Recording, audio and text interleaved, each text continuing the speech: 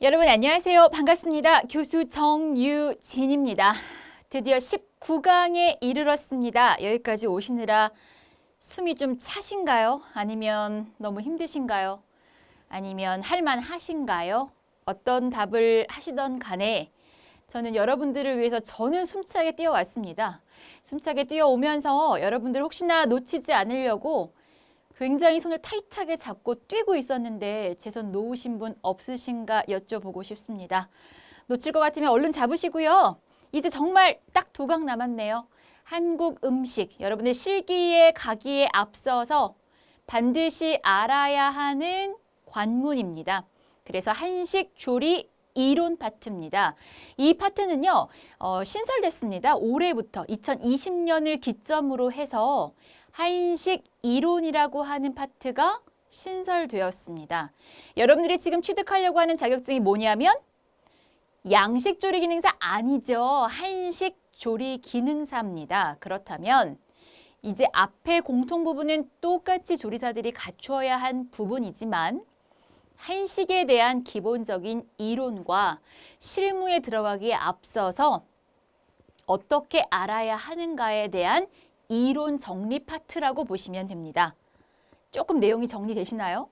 그래서 실질적으로 이 수업을 듣고 나면 실기 수업을 딱 하실 때 제가 무슨 말을 하면 알아들으세요. 그러니까 저도 가르치는 수업 교수자 입장에서 전혀 모르는 사람 데려다가 이론을 합격했다고는 하지만 못 알아들으시는 분보다는 이론을 저랑 했기 때문에 이건 이렇죠 라고 했을 때 다들 고개를 끄덕끄덕 할 수 있는 파트란 얘기입니다.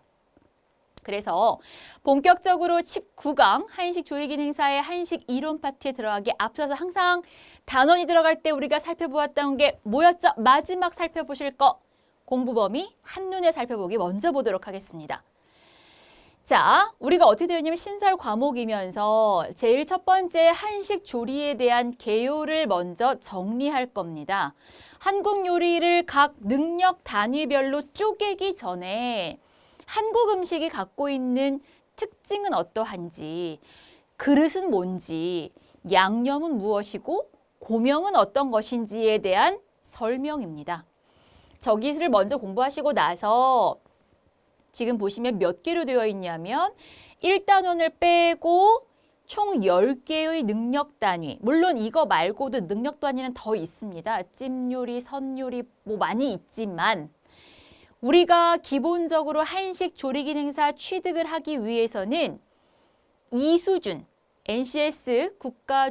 NCS라고 하는 국가 직무 능력 표준이라고 하는 단위에서 이 수준 쿡 헬퍼 정도 되려면 이 정도 10개는 할 수 있어야 한다라는 걸 정리해 놓았습니다. 이론적으로.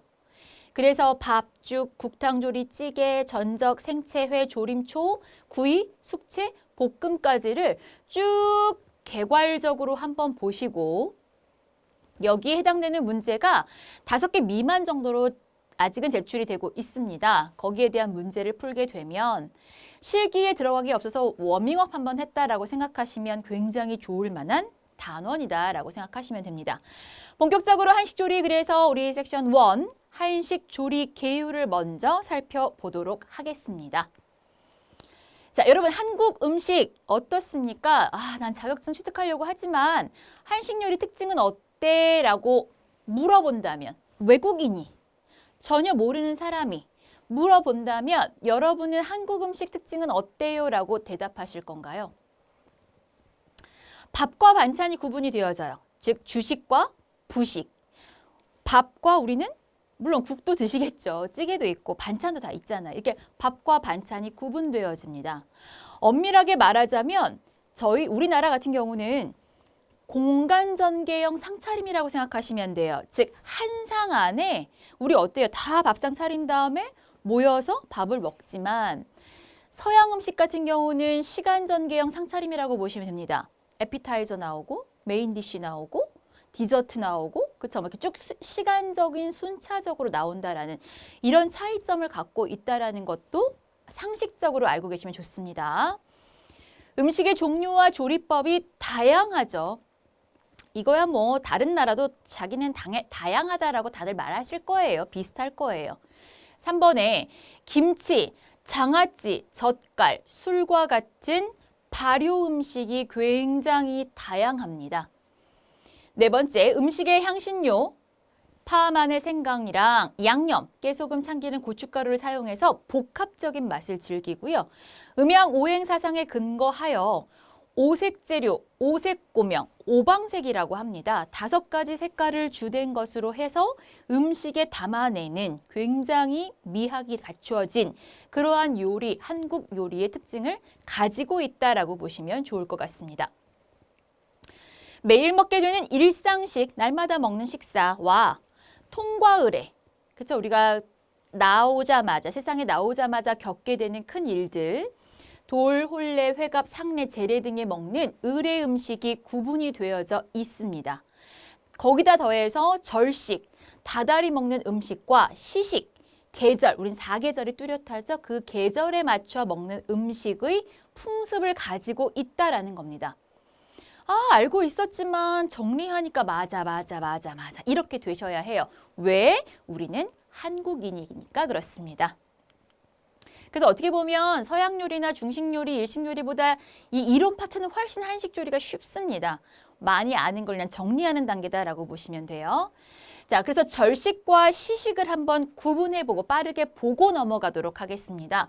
아시는 분도 계실 테고, 즉 연배가 좀 있으신 분들은 관심 가지시고 많이 들으셨을 거고요. 우리 젊은 친구들 같은 경우는, 어린 친구들 같은 경우는 들어는 봤지만 이렇게 되는 정도는 몰랐다라고 생각할 수 있는 파트입니다. 절식과 시식을 한번 나눠보도록 할게요. 자, 보시면 설날 1월 1일 날 먹는 음식들, 이런 거 먹었구나. 맞아 하셔야 되겠죠? 정월 대보름, 보름이라고 하죠. 그래서 우리 오곡밥 먹잖아요. 묵은 나물 먹고. 3월 삼진날, 진달래 화전. 예전에는 이 화전도 시험 메뉴 들어갔는데 이제 다 빠졌어요. 그래서 어떻게 보면 한식 실기 시험이 조금 더 쉬워졌다라는 말들이 있습니다. 왜냐하면 메뉴가 거의 한 20개가 빠졌거든요. 그 다음에 초파일, 부처님 오신 날 4월 8일, 단오 5월 5일, 유두 6월 15일. 저는 이렇게 보고 넘어가지만 해당하는 날짜에 불려지는 명칭 한번 봐주시면 좋고요. 7월 칠석, 임자수탕이라고 하는 거, 그 다음에 한가위, 토란탕과 송편 먹죠. 동지에 팥죽 먹는 거 아시죠? 그 다음에 금음, 12월이 되면 남은 거 다 모아다가 비벼 먹었던 비빔밥까지 있습니다. 달별로 나뉘어져 있는 절식과 그 다음에 시식, 계절 음식으로 나뉘어진다 정도만 봐주시면 돼요. 너무 달달달달 외울 생각은 하지 마시고요. 한 10번 보면 한 번 정도 금음에 먹는 음식이 아닌 것은 뭐 설날 다음에 음식은 언제 먹는 것인가 뭐 이런 문제가 간혹 한 번 정도 낍니다. 그래서 그냥 막 넘기지는 마시고요. 눈으로 한번 이렇게 훑어보시면 좋을 것 같습니다. 자, 상차림 본격적으로 들어갈게요. 저희는 반상차림 들어보셨을까요? 밥을 주식으로 하는 상차림. 그죠? 밥, 국탕, 김치, 장 등을 제외한 반찬의 수에 따라 요게 중요해요. 들어봤어. 3첩, 7첩, 5첩, 9첩, 12첩 들어본 것 같아 라고 하셔야 되겠죠. 아마 가정가사 시간에 들어보셨을 테고요. 사극 좋아하시는 분들은 그 반찬의 수나 임금님이 드시는 수라상 같은 거 보면서 한번 봤었지라고 알 수 있을 것 같습니다. 자, 이렇게 밥이나 국이나 김치장을 빼고 남는 순수한 반찬의 수에 따라 3개면 3첩, 5개면 5첩, 7, 9, 12첩으로 구분이 되어지더라라는 건데 요 12첩 반상은 임금님 수라상이라고 해요. 그래서 일반인이 12첩 이상 먹으면 큰일 났었죠. 임금님만. 팔도, 조선 팔도에서 다 거쳐온 가잔 산의 진미를 얻어다가 12첩 반상으로 밥국, 김치창 다 빼고 반찬이 12개가 넘는 것을 말합니다. 그러면서 문제로는 뭐가 나오냐면 요게 나와요. 첩수에 포함되지 않는 음식 이렇게 나올 수도 있고요. 다음에 상차림은 몇 첩 반상 차림인가 하고 나올 때가 있습니다. 그러면 밥 빼져, 국 빼져, 찌개 빼져, 찜, 전골, 김치, 장류, 그러니까 간장, 초간장, 초고추장 이런 걸 말합니다.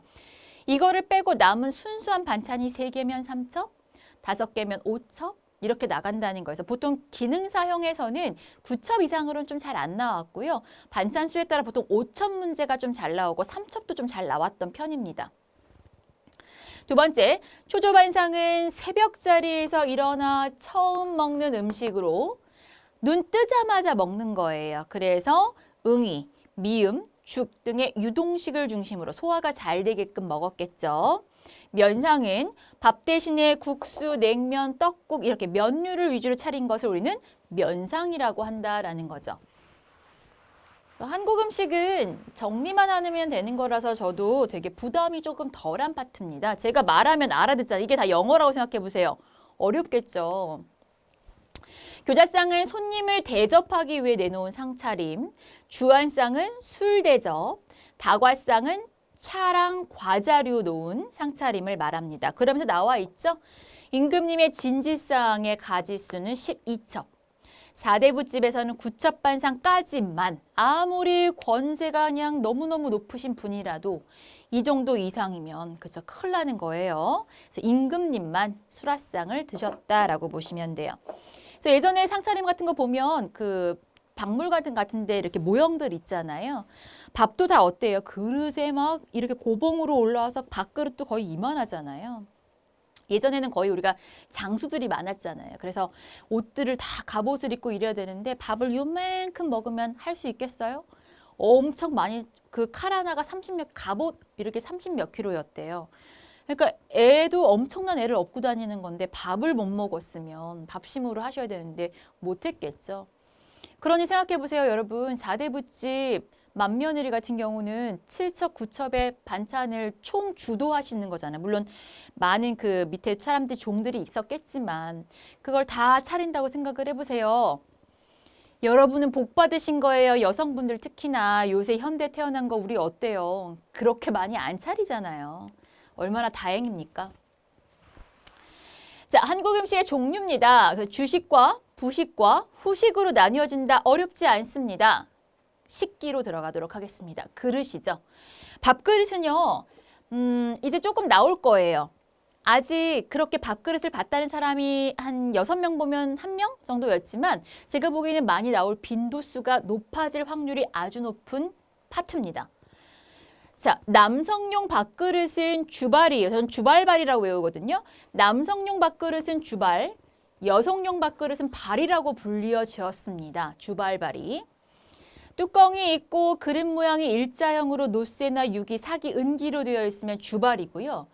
뚜껑에 꼭지가 있고 뚜껑만 있고 여긴 꼭지도 있어요. 그릇 모양이 입구보다 몸체가 더 나와 있는 이렇게 동그랗게 생긴 거겠죠. 이렇게 생긴 것들. 노쇠나 유기로 되어 있는데 사기로 만든 요거. 입이 작고 오목한 바리를 뭐라고 한다? 옴파리라고 한다. 옴파리. 아우 말도 어렵네요. 그죠? 영어도 아닌데 왜 이렇게 어려워요? 주발바리 옴파리. 주발바리 옴파리라고 정리 한번 해두세요. 주발바리 옴파리. 주발바리. 옴파리는 사기. 자, 국그릇은 탕기라고 합니다. 탕기. 국을 담는 용도로 주발과 모양은 같지만 크기가 좀 작고요. 탕기. 대접은 숭늉이나 면, 국수를 담는 그릇으로 위가 넓고 운두가 낮은 그릇을 말합니다. 자, 조치보 알아두세요. 조치보. 예전에는 찌개를 조치라고 불렀어요. 조치. 시험에 잘 나와요. 조치. 찌개나 찜 등을 담는 그릇으로 탕기보다 작은 그릇을 조치보라고 합니다. 조금 탕기보다는 좀 작다라고 보시면 되고요. 보시기. 보시기도 잘 나와요. 보시기, 쟁첩. 둘 다 잘 나와요. 그러니까 이거 말고도 그릇이 굉장히 어마무시해. 정리만 하자 싶으면 한 학기 정도 공부해요. 그릇만. 그런데 정말 여러분들이 한식 조리를 하면서 알아야 될 그릇들만 딱 엑기스로 정리해 놓은 거예요. 이거 이외 거 나오면 그냥 틀리세요. 그거는 아니야. 아니라고 봐요. 그러니까 정말 중요한 것들 여기까지는 알고 계셔야 합니다. 주발바리, 옴파리, 그 다음에 보시기, 쟁첩. 보시기는 김치나 국물이 있는 찬을 담는 그릇이에요. 보통 김치 그릇을 보통 보시기라고 합니다. 김치 보시기. 김치 보시기라고 알고 계시면 되고요. 전이나 구이, 나물, 장아찌 등의 찬을 담는 그릇. 반찬을 담는 그릇에 따라 3첩, 5첩, 7첩, 9첩, 12첩으로 나뉜다. 그런데 반찬을 담는 그릇을 뭐라고 한다? 쟁첩이라고 한다예요. 쟁첩에 따라 반찬을 담는 그릇 쟁첩 알고 계시면 됩니다. 간장, 초장, 초고추장, 꿀 등을 담는 것은 종지 아시죠? 간장 종지. 종지. 합은 크기가 작은 합은 밥그릇으로 사용하고요. 크기가 큰 합은 떡이나 면, 찜그릇을 사용하게 된다라고 보시면 됩니다. 합까지. 보시기, 쟁첩, 종지. 주발바리, 온파리 아시면 됩니다. 조반기. 죽이나 미음 그릇으로 사용이 되며 대접처럼 온도가 낮고 뚜껑이 있는 그릇이더라. 반병두리. 양푼과 비슷한 국그릇으로 이런 것들을 담는 그릇이더라. 쟁반. 나를 때 쓰는 거. 밥소라. 유기로 만들어져 있고 뚜껑이 없으며 이 국수나 떡국 같은 것을 담는 걸 밥소라라고 합니다. 자, 고명으로 갈게요. 고명. 고명이란 한식에서는 웃기 또는 꿈이라고도 하며 음식의 모양과 색을 좋게 해서 식욕을 돋우고 음식을 더욱 돋보이게 만들어 가치를 높여주는 장식을 말한다예요. 가니쉬예요. 영어로 하자면. 고명딸 아시죠? 나한테 너무너무 소중한 정말 누구 주기 아까운 그런 예쁜 딸, 고명딸이라고 하잖아요. 즉 고명을 놓는 이유는 대부분 다 고명을 놔요. 아무한테도 주지 않았고 당신한테 처음 대접하는 거라는 의미에서 고명을 올려요. 그러면 한식에서는 실기해 보신 분들은 아시겠지만 굉장히 섬세한 작업입니다. 고명을 다 젓가락으로 하나하나 올리셔야 돼요. 이때 막판에 실기시험 몇 분 전, 종료 몇 분 전 하면 손이 떨려서 그걸 올리지를 못하세요. 손이 너무너무 떨려서 고명을 못 올려요. 그래서 고명이라고 하는 것은 장식을 말한다라는 거 알고 계시면 되는데 우리나라에서는 오방색, 아까 5가지 색깔을 중시했다라고 했었습니다. 흰색, 노란색, 대표적인 게 난백과 난황. 흰색에는 잣이나 밤, 호두도 올라갔고요. 붉은색에는 실고추를 제일 많이 올려요. 다온고추, 당근, 대추. 녹색으로는 녹색이나 파란색이다라고 표현을 하는데 녹색이라고 보시면 돼요. 미나리, 실파, 호박, 오이, 풋고추, 은행 같은 게 올라갔습니다. 검은색은 서기 버섯 아시죠? 제가 설명 한번 했었어요. 버섯이나 표고버섯 혹은 흑임자, 검정깨. 이거를 보통 검은색으로 많이 썼다라는 거예요. 그러니까 이제 여러분들이 시험이 굳이 아니어도 내가 한국 음식 누가 손님이 와서 대접하고 싶어. 고명 올려야지. 그럼 이 5가지의 색을 조금 염두해서 이렇게 예쁘게 담아주시면 굉장히 대접받는 느낌이 들 거예요. 받는 당사자 입장에서는. 그래서 이런 오방색을 좀 지켜주시면 요리 좀 잘하는 것처럼 보입니다. 자, 그 다음에 고명으로 그러면 한번 보겠습니다. 고명에는 달걀 지단. 한식에서 제일 어렵다고 하는 달걀 지단 묻히기. 흰자, 노른자 분리해서 지져서 색깔 나면 안 돼요. 노랗고 하얗게 지져야 되는데 골패형과 마른 모형을 굉장히 많이 씁니다. 골패형 기억나실까요? 골패. 이렇게 써는 걸 골패라고 했었죠. 1에서 한 1.5, 여기는 4 내지 5cm로 잘라주는 걸 골패형이다라고 했고 마른 모형은 내변의 길이가 같이 잘라주는 요 모양을 마른 모형이다라고 합니다.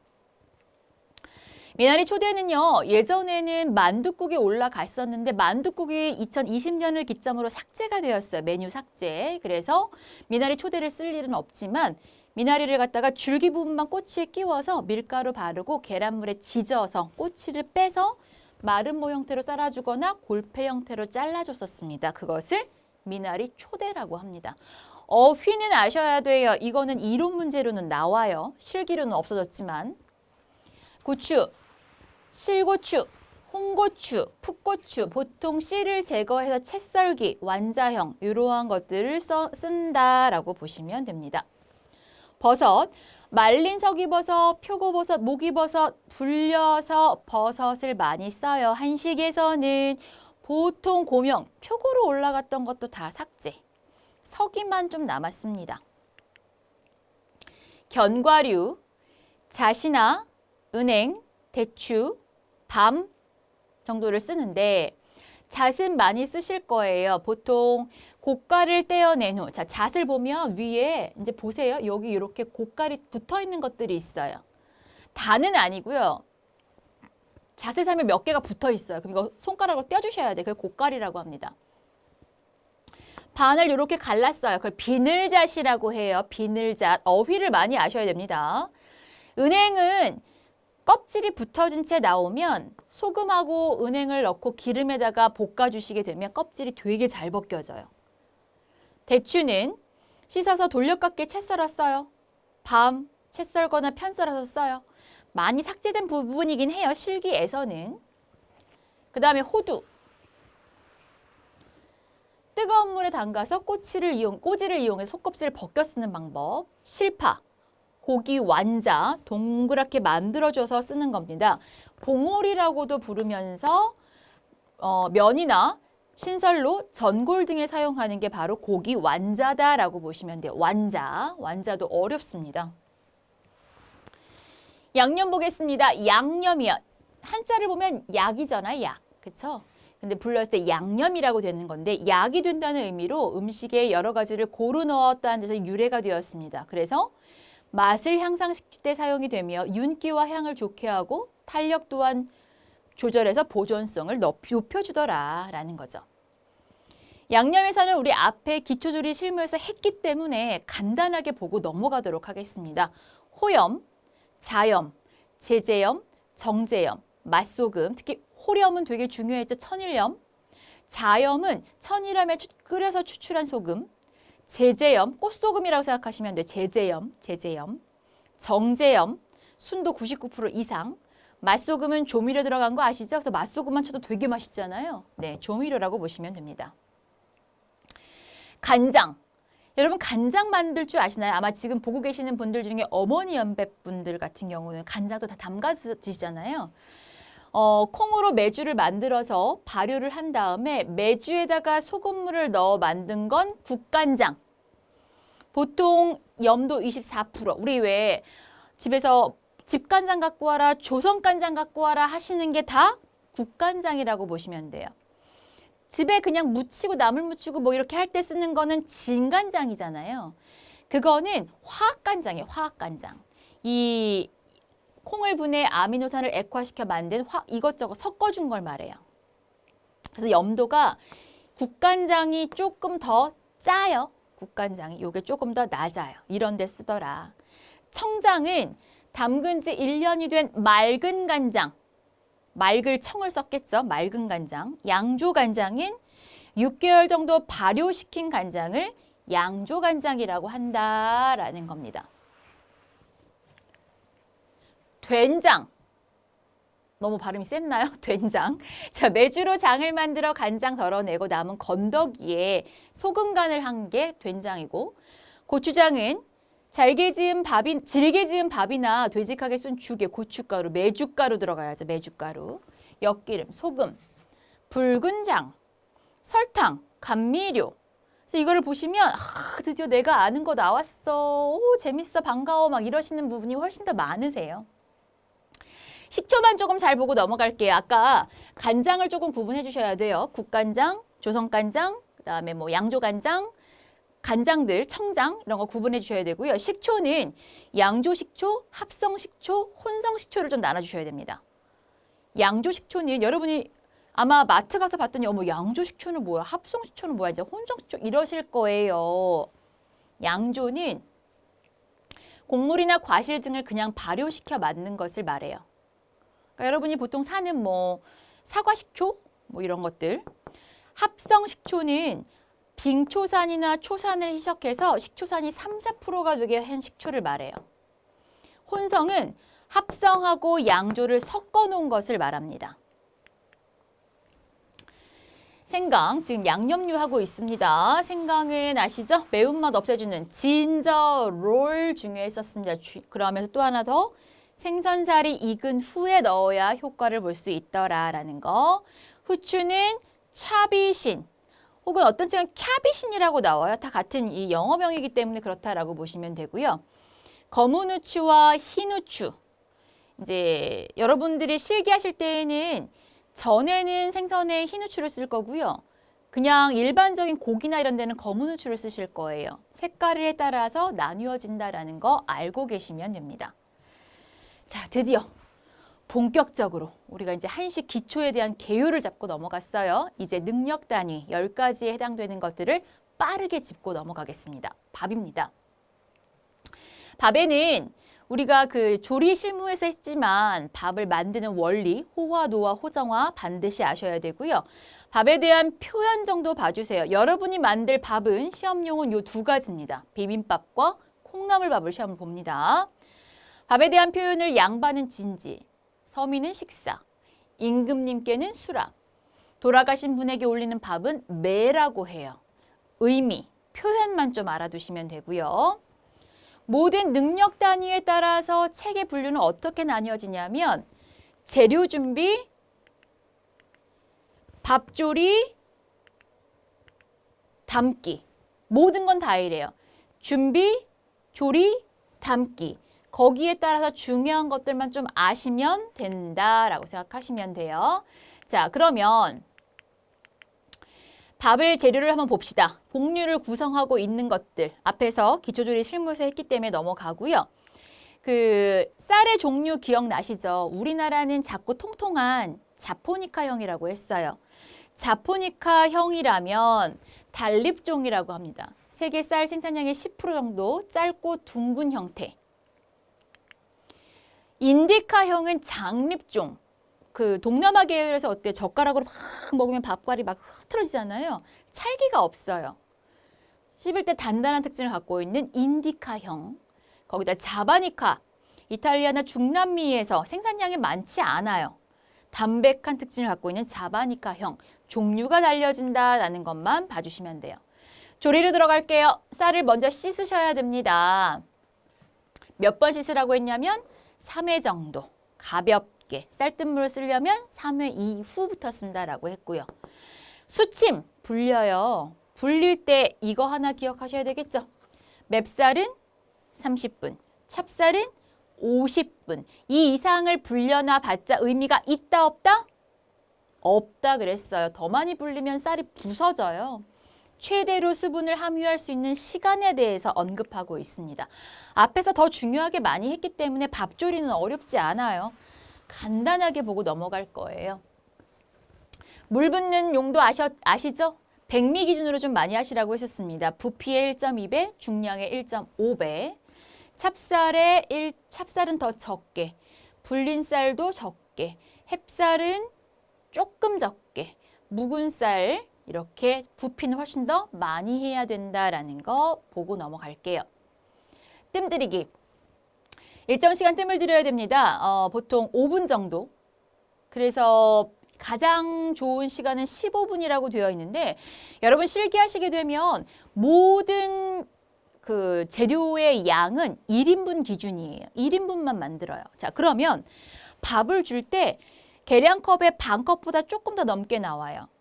그러면 어떤지 아세요? 밥을 냄비가 크면 밑에 달라붙어요. 다 들러붙고 타요. 그래서 그 딱 정확하게 쓰셔야 되는 냄비 사이즈가 있어요. 그것도 나중에 알려드리도록 하겠습니다.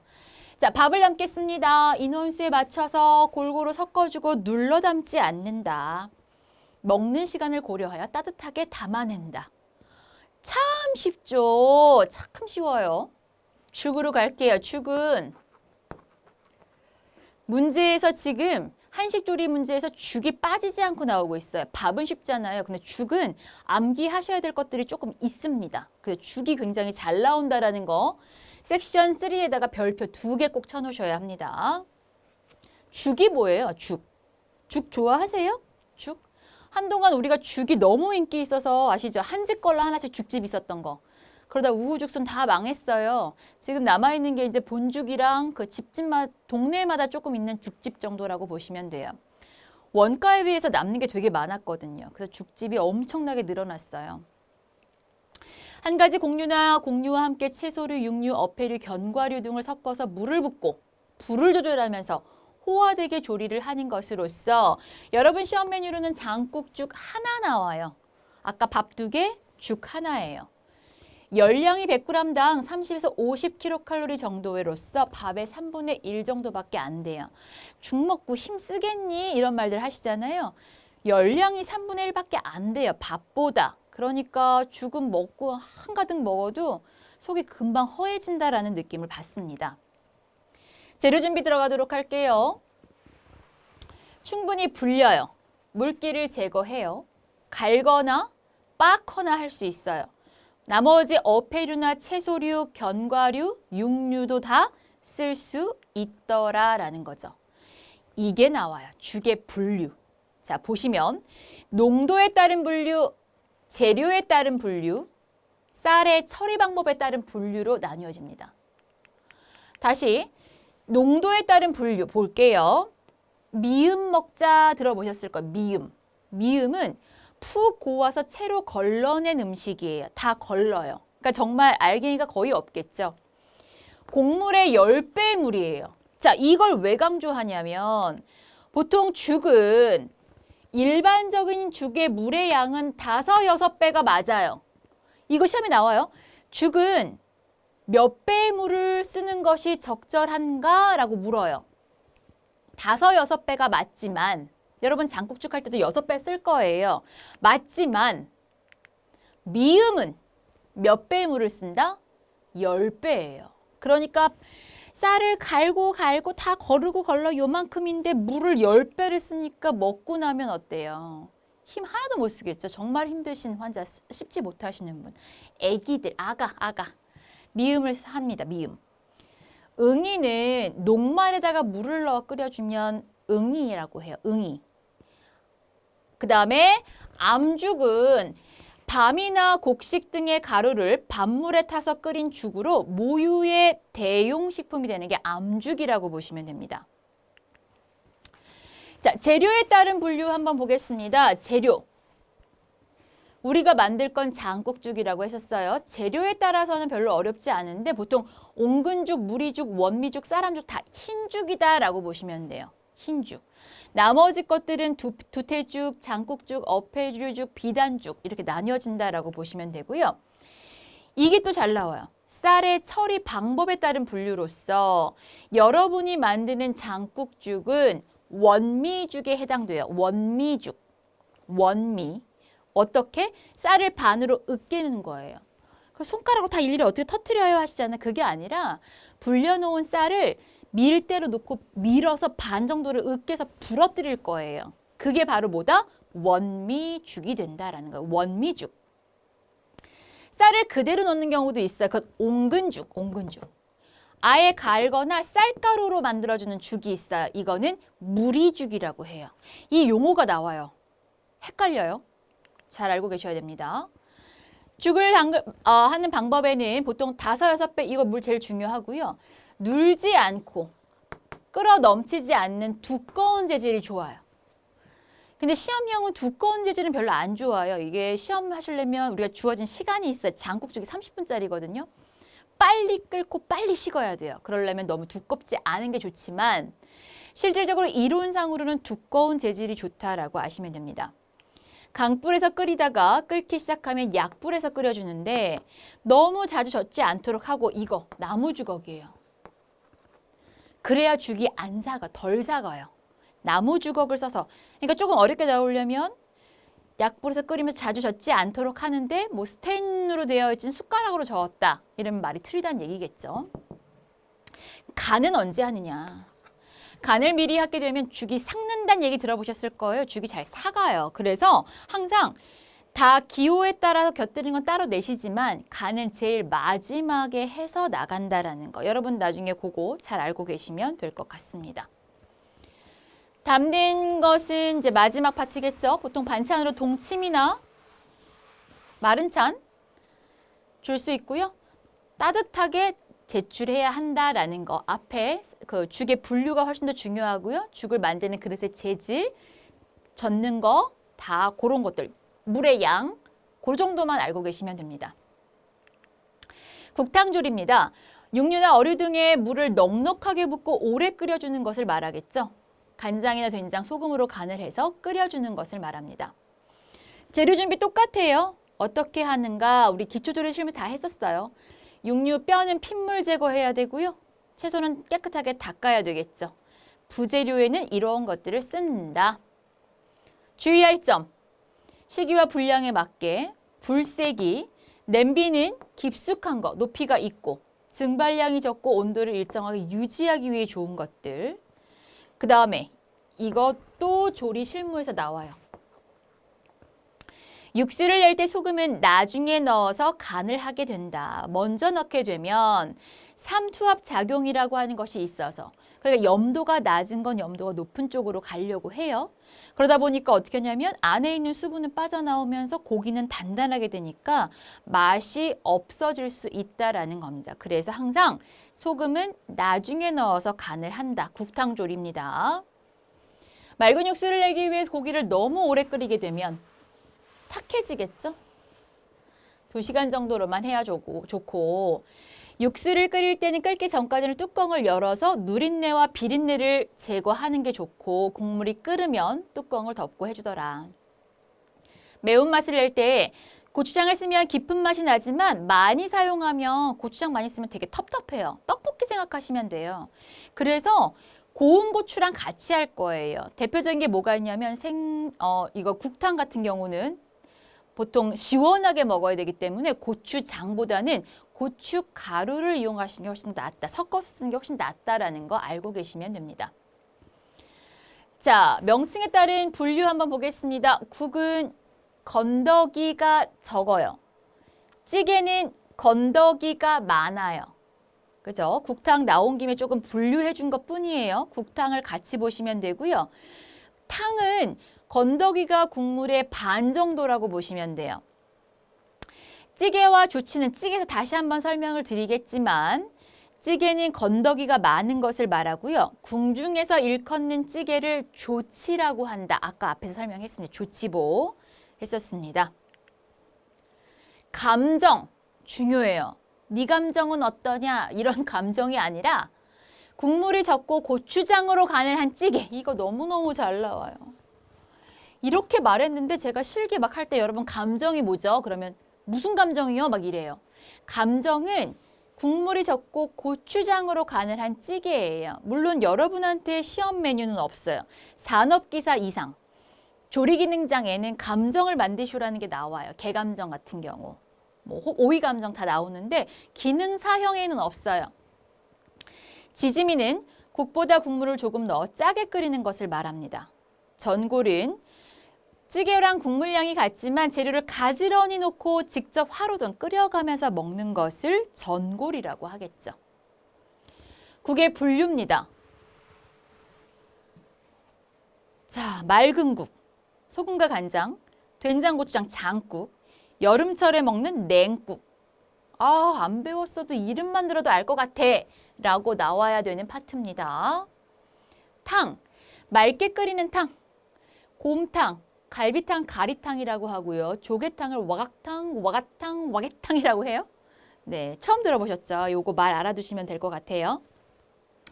닭육수를 끓이는 건 삼계탕이 있는데 여러분이 알아야 될 게 요거예요. 제가 임자수탕도 한번 언뜻 지나갔던 것 같아요. 초계탕과 임자수탕을 묻는 문제가 나왔더라고요. 초계탕 아시는 분들은 아실 거예요. 여름에 먹는 음식입니다. 닭육수를 차갑게 식혀요. 그래서 식초랑 겨자로 간을 한 다음에 그 고기는 다 찢어요. 오이버섯 등을 넣어서 만든 탕을 초계탕이라고 해요. 여름철에 먹는 거. 임자수탕은 닭 육수에다가 흰깨를 같이 갈아요. 그래서 걸러준 거예요. 그래서 냉국이에요. 이것도 임자수탕도. 둘 다 여름철에 많이 먹는 탕류다라고 보시면 되겠습니다. 육수의 종류에는 이제 쌀뜨물, 쌀을 3번째 씻은 물로 해주는 게 좋고요. 이 채소의 풋내를 제거해주기 위해서 우리는 배우진 않았지만 그래도 된장국 끓일 때 보시면 쌀뜨물 좀 많이 쓰시죠. 멸치는 보통 머리랑 내장을 떼고 써야지만 쓴맛과 비린내가 덜해요. 더 없애려면 살짝 볶다가 하는 방법이 좋아요. 근데 지금도 실기 메뉴로는 없어졌어요. 조개 국물은 모시조개, 바지락 등을 사용하는데 1%의 소금물을 조개를 담아서 해감, 모래무지 같은 거 다 빼주는 작업이죠. 그래야지 으적거리지 않겠죠. 다시마 국물, 두껍고 검은 빛을 띠는 게 좋은데 다시마를 넣고 1분 이내에 끓여서 건져낸 다음에 국물을 쓰는 게 좋습니다. 너무 많이 끓이면 이 다시마가 영양 성분을 좀 빨아들인다라는 통계가 있어요. 그래서 아마 요새는 영양에 관련된 요리에 관련된 프로그램이 너무 많기 때문에 한 번쯤은 보셨을 거예요. 끓이다가 빼는 장면들 보셨을 겁니다. 소고기 국물에는 어떠한 것을 쓰는지, 사골 국물에는 뭐를 쓰는지 한 번씩만 더 읽어보시면 됩니다. 갈 길이 좀 바빠서 제가 간략하게 넘어가도록 할게요. 국탕의 종류와 특성에 따라 그릇, 탕기, 대접, 뚝배기, 질그릇, 오지그릇, 유기그릇. 아까 그릇의 분류에서 한 번만 더 읽어주시면 될 것 같습니다. 뭐 잘 담아서 낸다 어렵지 않습니다. 찌개 잘 나와요. 아까 했던 것 중에서 죽 잘 나왔죠? 이번에 찌개도 잘 나와요. 아주 심심풀이 땅콩처럼 나오는 게 죽이랑 찌개예요. 찌개는 아까도 말했지만 조치라고 한다 그래서 조치 잊으시면 안 됩니다. 건더기가 많은 편이고요. 간 또한 센 편이에요. 그런데 맑은 찌개와 탁한 찌개로 나뉘어집니다. 그래서 보통 찌개, 전골, 조치, 감정 다 국물의 양이 찌개랑 비슷하다라고 보시면 돼요. 건더기가 많고 국물이 적은 것들을 전부 다 찌개류에 포함을 시킨다라고 보시면 됩니다. 재료 준비는 어렵지 않습니다. 뭐 전처리 어떻게 하는지 고려해서 한다라는 찌개 재료 준비. 주의할 점, 건더기의 양, 향신채, 채소, 어렵지 않아요. 읽어보면 돼서 그냥 넘어갈 거예요. 중요한 건 양념에 따른 분류예요. 맑은 찌개랑 탁한 찌개로 나뉘어진다라고 하셨습니다. 맑은 찌개. 소금이나 새우젓으로 간을 한 찌개. 여러분들 시험 메뉴에는 두부, 젓국찌개 시험 볼 거예요. 탁한 찌개는 된장이나 고추장으로 간을 한 찌개잖아요. 생선찌개 시험 볼 거예요. 이렇게 해서 찌개는 두 개예요, 메뉴. 두부, 젓국찌개와 생선찌개로 나뉘어집니다. 맑은 찌개와 탁한 찌개라고 보시면 돼요. 명란젓으로 만드는 명란젓국찌개 지금 아마 식사 안 한 분들이 이거 보시면 오늘 무슨 찌개 끓여 먹을까 이제 삼천포로 빠지세요. 안 돼요, 안 돼요. 잘 들으셔야 돼요. 된장찌개, 생선찌개, 순두부찌개, 청국장찌개 뭐 드실래요? 라고 물으신다면 고르시겠죠? 찌개를 담는 그릇을 뭐라고 한다고요? 조치보, 조치보. 탕기보다는 조금 작은 크기. 그래서 알맞게 담아내고 뜨겁게 유지한다. 전적조리. 실기 메뉴에서는 난이도 상급이라고 보시면 돼요. 되게 어려워요. 전적조리가. 제가 보기엔 초보자들이 자격증 따는 메뉴 중에 한식에서 뭐가 제일 어려워요? 물어보신다면 전적조리가 굉장히 섬세한 작업이고 어렵습니다. 전이란 먹기 좋은 크기로 손질해서 밀가루와 달걀물을 입혀. 자, 달걀물을 먼저 입히나요? 밀가루를 먼저 입히나요? 생각해보세요. 전 만들 때 어떻게 해요? 밀가루 먼저 바르고 계란물 씌우잖아요. 이게 전이에요. 전유어, 전유화, 전유아, 전야 등으로 불려집니다. 제사에 사용하는 전은 간남이라고 불려집니다. 적은 전과 적을 구분하셔야 돼요. 적은 재료를 양념하여 꼬치에 작게 꿰어 굽는 음식으로 꼬치에 꿰인 처음 재료와 마지막 재료가 같아야 하는 것을 원칙으로 하고 있습니다. 석쇠로 굽는 직화구이와 팬에 굽는 간접구이로 나뉘어진다라는 거예요. 전에 대해서 발연점이 높은 요거 시험에 나왔어요. 네, 우리 콩기름이 제일 좋다라고 했었죠. 대두유, 그 다음에 뭐 포도씨유, 옥수수유, 카놀라유 다 좋습니다. 전의 속재료 다양한 게 나올 수 있다라는 거. 부재료 밀가루, 맵쌀, 찹쌀 어렵지 않아요. 주의할 점. 충분히 달궈진 팬에 재료를 올려야 돼요. 그러겠죠? 안 달궈졌는데 그냥 넣으면 다 들러붙어요. 반드시 달궈진 팬에라는 키포인트. 전은 튀김과는 다르기 때문에 적당한 양의 기름을 둘러야지 다 잠길 정도로 넣으면 조리법이 틀려요. 튀김이 아니라 전이 나왔는데 튀김처럼 기름을 엄청 많이 부었다. 조리법에서 빵점이에요. 틀리면 안 된다라는 겁니다. 근데 너무 적게 하시면 들러붙어요. 전을 하실 때만 기름을 좀 여유 있게 한다라고 보시면 됩니다. 접착제 역할을 하는 것은 밀가루예요. 밀가루. 재료의 5% 정도만 쓰고요. 달걀의 소금 간이 짜게 되면 전의 옷이 벗겨질 수 있더라라는 겁니다. 따뜻하게 제출해 주셔야 되고요. 초간장하고 함께 냅니다. 초간장, 식초와 간장과 설탕으로 만들어 놓은 걸 초간장이라고 해요. 적에 대한 개념 알고 계시면 됩니다. 자, 그럼 전의 종류로 한번 들어가 볼게요. 선생님, 저희 시험 메뉴 전 뭐해요? 물어보시면 표고전, 풋고추전, 생선전, 육원전이 여러분 시험 메뉴 4가지예요. 다 난이도는 높은 편인데 제일 어려운 건 생선전. 동태 포 뜬 거 주지 않나요? 안 줘요. 생선 동태 한 마리 던져줘요. 그거하고 다 잡으셔야 돼요. 물론 죽은 생선이긴 해요. 지짐이란 밀가루 반죽의 재료들을 모두 섞어 기름에 지져준 것을 말하더라. 그래서 요거 구분만 좀 하실 수 있으면 돼요. 지짐 누름젓과 누름젓과 산적을 구분할 것. 지짐 누름젓이란 재료 하나하나를 익혀 꼬치에 끼운 후 밀가루와 달걀물을 씌워 팬에서 지져낸다. 종류에는 김치적, 잡누름적, 두릅적 같은 것이 있더라. 지짐 누름적도 여기 해당이 됩니다. 시험 메뉴 하나. 누름적은 재료를 익혀 꼬치에 끼우기만 한 건 누름적이라고요. 대표적인 거 시험 메뉴 화양적, 꽃처럼 예쁜 적이라는 거예요. 산적, 재료를 양념하여 익히지 않고 꼬치에 끼워 석쇠나 팬에 익혀내는 거 여러분 시험에는 섭산적. 난이도는 전부 다 상. 어렵습니다. 이거는 한 10번 보는 것보다 여러분이 3번 만들어 보셔야 돼요. 그래서 개념 보기에는 되게 쉬워요. 제가 요리하는 거 보시면 다 쉽대요. 막상 자리에 가시면 못하는 게 적이에요. 되게 섬세한 작업. 특히나 남자분들 어려워하세요. 전적 담기, 그릇 선택, 기름 제거해서 해야 되고 접시에 내원 벗어나지 않게 담아주고 항상 따뜻하게 하면서 초간장 담아낸다. 어렵지 않습니다. 생채 회조리. 우리 시험 메뉴 중에서 그래도 쉬운 쪽에 속하는 게 생채. 회는 조금 어려워요. 자, 그런데 시험 문제에서는 아까도 말했지만 죽, 찌개, 아까 전적도 조금 나오고요. 생채회도 되게 잘 나와요. 날 것과 익힌 것으로 구분되어지는 회랑 숙회. 생채, 회, 준비, 조리 볼게요. 생채는 곱고 일정하게 썰어야 합니다. 무생채, 되게 쉬울 것 같죠? 근데 의외로 되게 못하세요.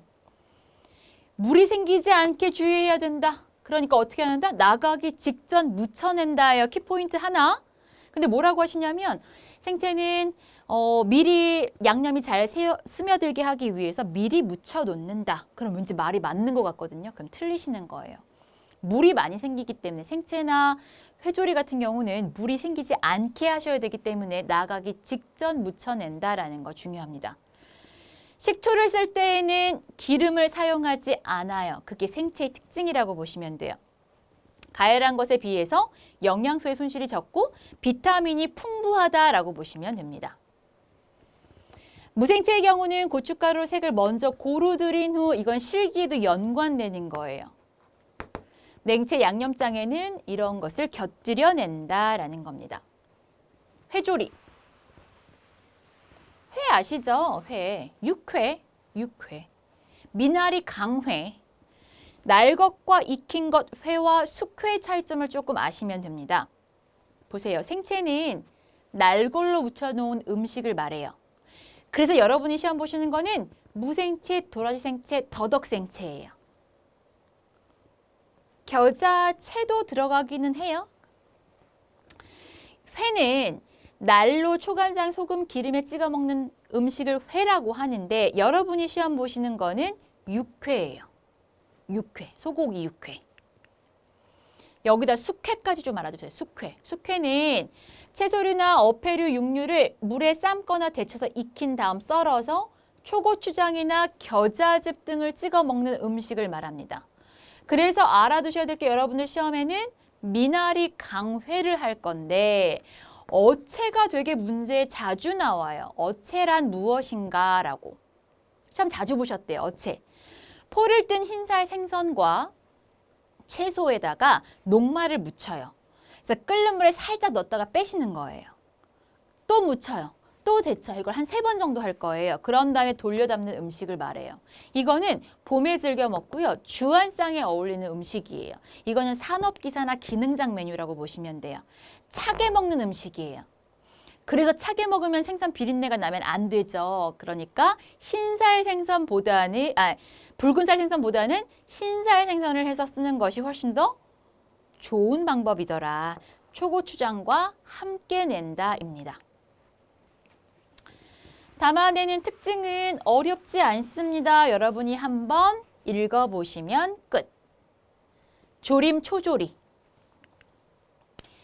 어패류, 채소류, 육류들을 간장 양념물을 넣어 국물이 거의 없어질 때까지 조리는 조리로 간장이나 고추장을 하는데 이 조림이라고 하는 거는 초하고 조림이 거의 비슷하다고 보시면 돼요. 그래서 궁중에서는 조림을 조리개라고 했고요.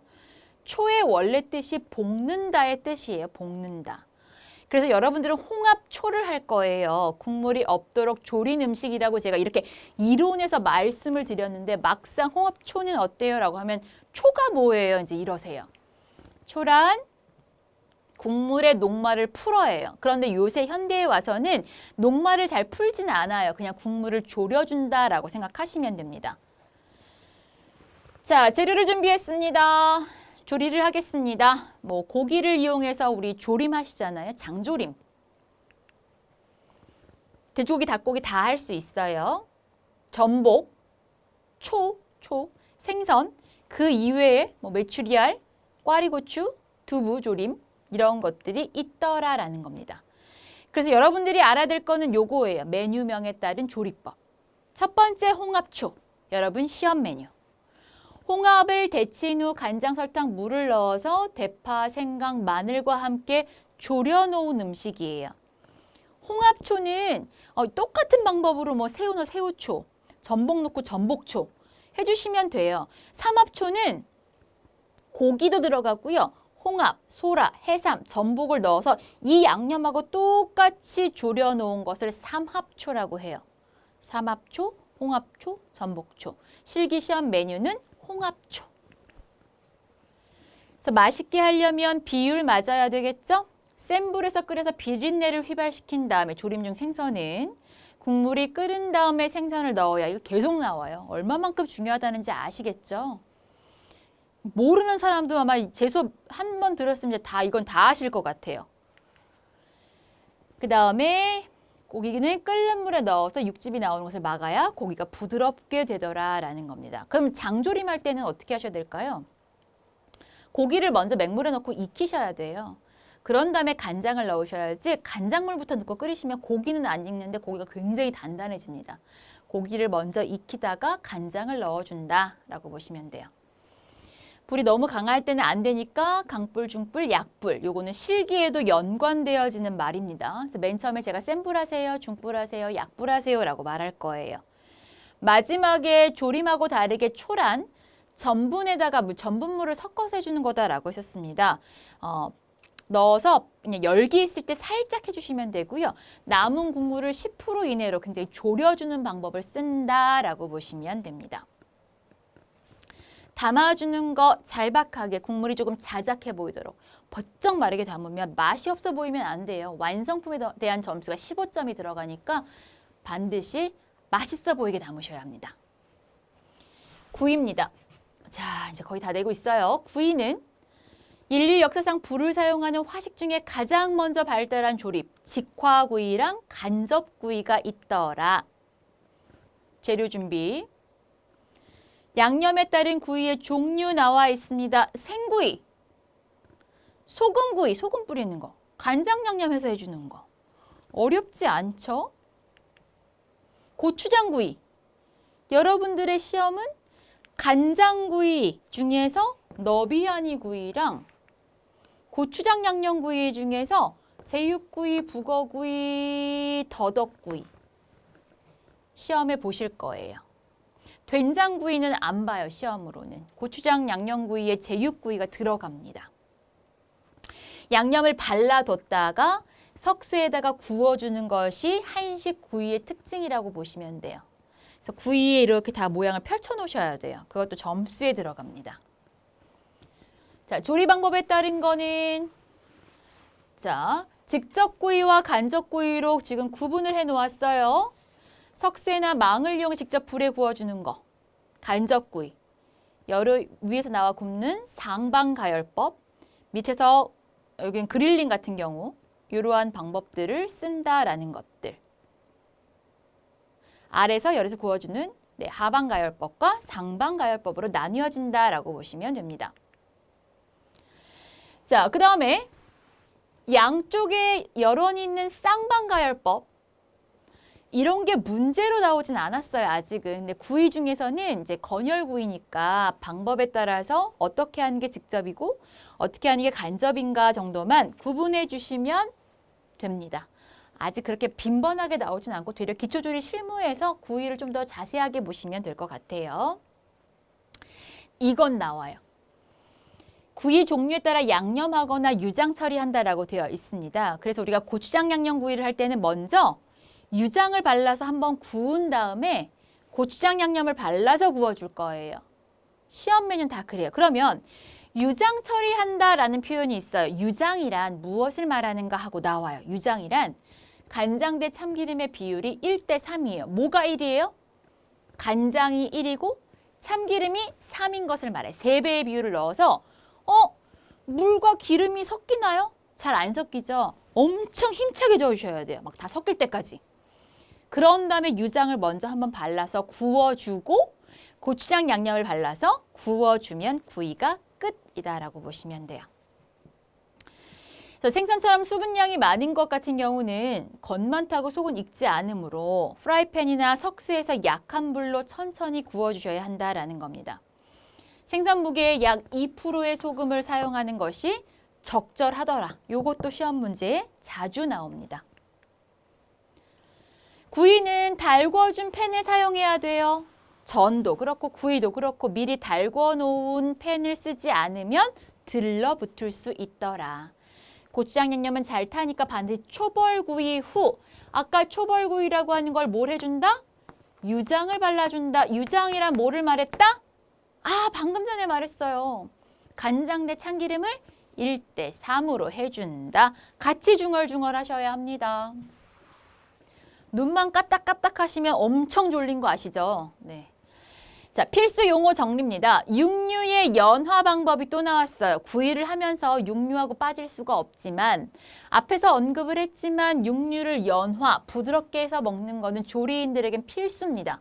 어떻게 해야 부드러워질 수 있는가에 대한 정리예요. 수소이온 농도를 pH 5, 6보다 낮거나 높게 해주고요. 연육제 넣어준다는 거 이제 외우셨을까요? 키위의 액티니딘, 파인애플의 브로멜린, 무화과의 피신, 파파야의 파파인, 배와 생강의 프로테아제. 설탕을 넣어요. 이것저것 안 되면 불고기 만들 때 설탕 와장창 넣으시면 고기가 좀 부드럽게 느껴져요. 왜냐하면 단백질의 응고를 지연시켜서 연화작용을 해줍니다. 혹은 염에 넣는 방법도 있고요. 혹은 밑차퍼라고 하는 마뉴끼. 와 칼로 두드리거나 고기의 결 반대로 썰어요. 그래서 육회는 날걸로 먹잖아요. 고기를 두들기는 것이 아니라 고기의 결을 반대로 썰어주시면 훨씬 더 육질을 부드럽게 먹을 수 있다라는 거예요. 그럼 문제에서 육회를 만들기 위해서 나는 고기의 결 방향대로 썰었다면 맞단 얘기에 틀리단 얘기예요. 틀리단 얘기죠. 부드럽게 하기 위해서는 고깃결 반대로 썰어야 된다라는 겁니다. 육회니까. 자, 담는 거에 대한 방법 계속 똑같이 나와요. 똑같은 건데 절차가 있기 때문에 준비, 조리, 담기로 되어 있기 때문에 한번 정리해 보시라는 의미에서 정리해 두었습니다. 숙채, 자, 2개만 더 할게요. 숙채 조리 보겠습니다. 숙채란 뭐예요? 숙채 익혀놓은 채소잖아요. 이거를 데치거나 볶아서 갖은 양념을 하여 만든 나물을 말합니다. 나물, 익혀놓은 거겠죠. 재료 준비를 합니다. 보통 알맞게 손질을 하는데 시금치는 끓는 물에 소금 넣고 데쳐야 하고요. 수산이 들어있기 때문에 시금치는 어떻게 한다? 뚜껑을 열고 데친다. 데친 시금치는 어떻게 한다? 바로 찬물에 헹궈준다. 연결입니다. 어떤 채소가 좋은 것이냐에 대한 정리 한번 해놨어요. 우리가 감별법 했었죠. 거기에 연장선이라고 보시면 돼요.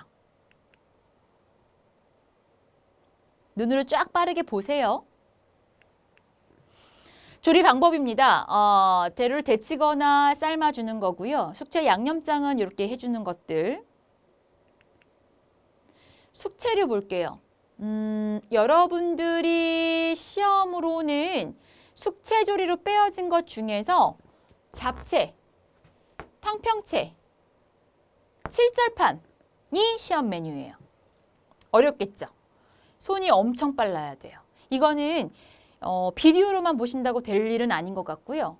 연습을 많이 하셔야 되는 파트입니다.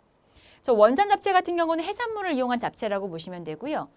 탕평채 청포묵으로 만드는 거고 월가채는 이제 호박으로 해서 찹쌀 붙여서 만드는 거 있어요. 죽순. 그다음 7절판, 9절판 7개의 섹션으로 나뉘어지면 7절, 9개면 9절인데 약식으로 만든다라고 보시면 돼요. 이게 다 숙채 조리에 들어가더라. 숙채니까 스별, 물기를 가한 채 익혀주는 것과 건열이 있겠죠. 그래서 볶아주는 건 건열에 들어가고 데치고 삶고 찌는 건 전부 다 스별.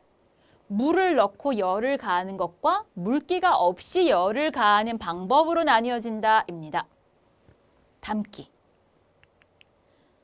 마지막이에요. 볶음이에요. 볶음. 말하지 않아도 여러분 조리법이 뭔지는 아시겠죠? 소량의 기름을 이용해서 팬에서 익혀주는 조리를 말해요. 기름에만 볶는 거랑 양념을 해서 볶는 것들이 있고요. 팬에서 재빨리 익혀내야 돼요. 기름이 많이 들어간 상태에서 오랫동안 하시면 다 흡착이 돼서 맛이 없어지니까 기름을 소량을 넣고 빠른 시간, 단시간 조리해 놓는 것을 볶음이라고 한다라고 했습니다. 네, 볶음 재료 준비를 보도록 하겠습니다. 그래서 준비는 다 똑같은 밑작업이다라고 보시면 돼요. 맞게 계량하고 손질하고 다듬고 씻고 썰기를 한다. 특성에 맞게 한다라고 보시면 되고요. 양념 재료를 보도록 하겠습니다. 단맛에는 이런 설탕이나 이런 것들이 들어가겠죠. 짠맛에는 소금이나 된장, 간장 같은 게 들어갈 거고요. 신맛에는 레몬즙, 식초 같은 게 들어가고요. 매운맛, 쓴맛으로는 생강을 많이 쓴다라는 볶음의 양념재료 정도 봐주시면 됩니다.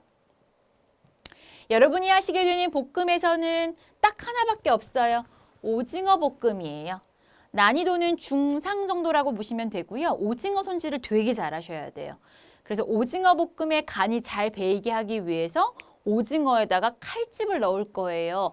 그게 문제로 나왔더라고요. 오징어는 여러분들 칼집을 넣어요. 양념장이 잘 배이게 하고 부드럽게 육질을 해주기 위해서 칼집을 넣는데 껍질이 있는 쪽에다 칼집을 넣을까요? 내장이 있는 안쪽에다 칼집을 넣을까요? 문제 하나. 오징어 칼집은 내장이 있는 안쪽에다 칼집을 넣으셔야 돼요. 껍질 쪽에다 넣으시면 의미가 별로 없어요. 안쪽에다 칼집을 넣어준다라는 거, 여기서 문제 하나가 들어갑니다. 자, 볶음 조리입니다. 조리 종류에 따라 도구에 양념장과 재료를 넣어서 기름에 볶아주더라. 자, 그래서 어떻게 하냐면 두루치기 생각하시는 분들 계세요. 양념장에 다 버무려놨다가 볶으면 되겠지라고 하시는데 시험용 오징어 볶음의 조리법은 양념장을 따로 만들어 놓고 재료를 따로 준비해 놓습니다. 그래서 볶음이란 재료를 볶으면서 양념장을 같이 혼합하여 섞어주는 걸 볶음이라고 해요. 그거 하나 더 기억하셔야 합니다. 그래서 도구에다 양념장과 재료를 넣어 기름에 볶아준다라는 거고요. 넣는 시점을 잘 조절하셔야 돼요. 실기시험에서는 양파를 먼저 볶다가 오징어를 볶다가 양념장을 집어넣는 거예요. 그 템포, 타이밍 되게 중요한 문제가 된다라고 보시면 되고요. 불세기 조절하는 거 되게 중요하고요. 비율대로 조절하고 혼합해서 필요에 따라 양념장을 숙성해야 된다라는 겁니다. 볶음팬은 얇은 팬보다는 두꺼운 팬이 좋더라라는 거예요. 그러니까 대부분 다 지금 다 어떠냐면 팬의 재질은 두꺼울수록 좋다라고 했었어요. 그렇죠. 근데 이제 시험형일 때에는 우리는 빨리 끓고 빨리 식는 게 좋으니까 조금 얇은 거를 쓰는 것뿐이다라고 착각하지 않으시면 될 것 같습니다. 그래서 충분히 기름 달군 다음 소량의 기름을 넣고 고온에서 단시간 볶아. 화력이 약하면 조리 시간이 길어져서 수분의 손실로 인한 채소의 경우 식감이 좋지 않게 되더라. 작은 냄비보다는 큰 냄비를 사용하여 바닥에 닿는 면이 넓어야 재료가 균일하게 익으며 양념장이 골고루 배어들어 볶음의 맛이 좋아진다라는 거예요. 저희는 전문가적 입장에서 읽지 않아도 대충 알지만 여러분들 이제 처음 하시는 분들은 이 라인을 다 읽어보셔야 합니다. 저는 이제 상식선으로 알고 가세요 하는 것들을 이런 걸 좀 읽어보시란 얘기입니다. 마지막, 볶음의 담기입니다. 볶음의 종류와 특성에 따라 알맞은 그릇을 선택하셔야 합니다. 당연하겠죠. 볶음 조리는 조리 종류에 따라 고명을 얹고요. 지나친 고명의 장식은 피하고 주재료가 돋보였을 정도만 담아낸다입니다. 어때요? 볶음까지 다 왔어. 정말 숨가쁘게 뛰어왔습니다. 시간이 좀 많이 지연됐습니다. 왜냐하면 솔직히 이거를 쪼개기에는 그렇게 무겁지 않은 단원이고 하기에는 또 그냥 넘어가기에는 여러분이 이걸 알까 모를까 이제 이런 파트들이 있어서 제가 중요한 것들 위주로 해서 설명을 드렸습니다. 그래서 한식 음식에 대한 개요 기본적으로 알고 계셔야 되고요. 제가 중요하다라고 했던 죽, 찌개, 전적에 대한 개념 정리 한번 그리고 뭐였어요? 또 생채 회도 숙회 나누는 거 알고 계셔야 되고요. 그다음에 여러분들이 볶음에서의 방법들 이런 것들, 구이나 뭐 이런 것들은요. 읽어보시면 별로 어렵지 않은 거기 때문에 그냥 한 번씩 읽어보시고 넘어가시면 될 것 같습니다. 이렇게 해서 제가 찍어놓은 메뉴들을 중심으로 하시게 되면 실기 메뉴는 그 메뉴 중에서 31개가 가상으로 딱 정해져 있다라고 보시면 돼. 그중에 무작위로 2개를 주어진 시간 안에 시험을 보게 된다라고 보시면 돼요. 그래서 이쯤 오시면 벌써 막 실기할 마음에 막 부풀어 계세요. 난 빨리 필기를 붙어서 이제 실기로 진짜 오징어 볶음 만들어 봐야지. 장국죽 끓여 봐야지. 이제 이런 마음에 부풀어지세요. 물론 굉장히 중요한 동기가 되는 시점이기는 합니다. 하지만 중요한 거 하나 아직 이론이 끝나지 않았다입니다. 여러분들 오늘 배운 데까지를 책을 한 번씩 다 보시면서 제 영상을 다 챙겨서 보세요. 두 번째는 조금 더 빠르게 듣기로 해서 싹 보세요. 세 번째부터는 이제 문제를 풀면서 어떻게 엮여지는가를 조금 더 고민해 보신다면 제가 보기에는 이거에 충실하신 분들 정말 다 붙으실 수 있을 거라고 생각이 되어집니다. 근데 그냥 본인이 알 것 같은 것과 아는 것은 달라요. 제 말을 들으면 다 알 것 같죠? 막상 제가 이렇게 문제를 들으면 못하세요. 내 거로 만들지 못했다라는 증명입니다. 여러분들이 내 거로 만드셔야 돼요. 저는 여러분들의 것을 만들게 하기 위해서 도와드리는 사람일 뿐이지 실질적으로 주인공은 여러분입니다. 하실 수 있겠죠? 하셔야만 합니다. 포기하지 마시고요. 떨어질 수도 있습니다. 운과 관련된 것도 있고 내가 보지 못한 부분에서 많이 나와서 놓친 부분이 있다면 떨어지실 수도 있어요. 포기하지 않는 게 중요하고요. 합격하시게 되면 내가 정말 잘했구나. 내가 열심히 했구나. 뿌듯해하면서 본인 스스로 한번 토닥토닥 해주시면 좋을 것 같습니다. 오랜 시간 19강 달려왔습니다. 저는 마지막 한 강 드디어 여기 한식조리에 관련된 문제를 가지고 마지막 수업 준비하고 있겠습니다. 고생들 많으셨고요. 다음 시간에 뵙도록 하겠습니다. 고맙습니다.